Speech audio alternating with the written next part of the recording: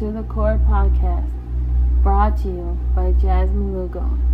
Tonight's episode 8 of season 2's copyright June 2017. Our story is about a coming of change for these graduates visiting an abandoned amusement park.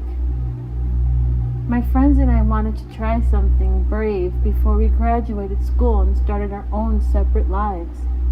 We came up with a plan to break into an old amusement park that was shut down to rumors of a murder. We couldn't resist though. We had to visit it. We met late at night the day before graduation. What better day could we have chosen? This was a rite of passage for us. We drove for what seemed like we were driving forever, and then we had to walk a bit through some tall grass and fallen trees. You see, this amusement park wasn't your ordinary amusement park either. It was deep in the woods. Once we arrived, we knew we were going to have to try our best to get there, especially at night with only minimal of flashlights. When we did arrive, it was a beautiful sight. All these old rides that were abandoned years ago. One of my friends went off to see if he could find any way to get the electricity started, while my other friends and I walked around a bit. We stepped around and looked at all the rides and joked about which ones we were going to try first once the electricity was on. And that's when we heard the sweet, buzzing noise of the electricity bringing the rides to life. We all screamed happily. This was going to be the most exciting thing we have ever done. It was kind of emotional and overwhelming at the same time. We decided to go on the Ferris wheels first. So each one of us grabbed a cart and were yelling and screaming as one of our friends manned the station. Some of our other friends decided to go on the roller coasters first. As we were on the Ferris wheel, we screamed and looked in and we laughed and saw our other friends on the roller coaster ride. Everything seemed to be magical. That was until we saw the most horrifying thing we ever saw. See, the friends on the roller coaster ride all died that night. While they were on there, we saw these sharp objects come out of the side. We tried to scream and try to warn them, and we tried to tell our friend that pushed the button to stop the roller coaster, but it was too late.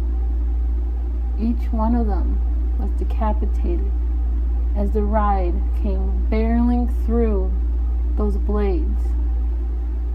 We screamed and tried to get out, but we were all high in the air on the Ferris wheel. Our friend who was on the bottom started screaming and forgot to shut the Ferris wheel off. We yelled for him to let us down. Then, another horrifying thing happened. We saw people coming through the woods. People we'd never recognized from before. They each came at us. My friend who was at the bottom of the Ferris wheel started yelling. He ran, but one of the people got him. And it was this giant man who lifted him like he was just a rag doll. He took him and tossed him over this railing, and our friend just fell for what seemed like forever on top of this machine that just spun and spun and spun until he flew off and hit a tree. He didn't get up. The rest of us who were stuck in the Ferris ride had no choice but to stay where we were as it spun and spun until one of the people came and they were giggling this horrible giggle. It was like a mixture of crazy and little kid all at the same time. Then we saw them push a button and the lever, and the wheel began to spin faster and faster, and their laughter got more high-pitched and scary. People that we saw that were our friends were running and trying to get out of there, the ones who were on the bottom before who could get out. But we knew there was no choice. My stomach started to feel queasy as the wheels kept going and going and going, and I had no choice but to stay on there. Then I heard the creaking sound of the Ferris wheel, and I knew not much longer this thing was gonna go. My friends on the bottom were each taken one by each of the people that came from the woods, and each one was killed in some way. I tried to scream, but my horror was just trying to keep whatever I had in my stomach in my body. And then it happened. The wheel came off and it started to roll.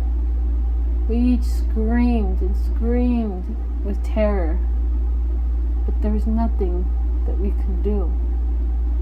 I told my friends, just hold on, don't let go, don't try to get out. Some panicked and some got out anyway and tried to run, but they were each ran over by the humongous Ferris wheel. We hit a tree pretty hard because I felt like I was just in a semi-accident. I was able to get out even though I knew my arm was broken, and I ran as fast as I could. I tried to get my bearings on the directions that I was running, but it was so hard because it was so dark. Each of my friends that were there, I heard them scream, and I knew that this was not the happiest night of our lives. This was the most horrific night of our lives. I managed to get away, and I went into town, and I ran to my house, and I yelled at my parents and told them what happened. They looked at me like I was crazy until I told them about what happened to each of my friends, especially my first friend who was picked up. And I saw the look in my dad's eyes that he knew I wasn't lying. They called the cops, and they went out to the woods.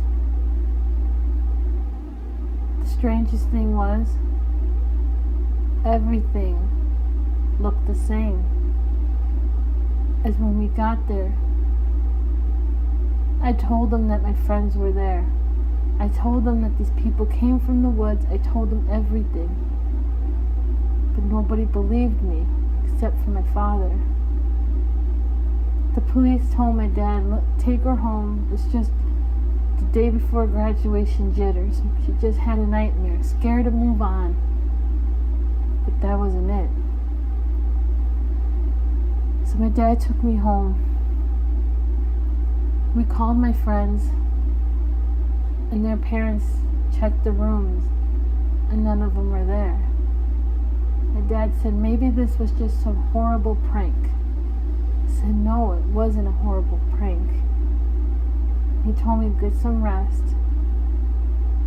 The next day was graduation day.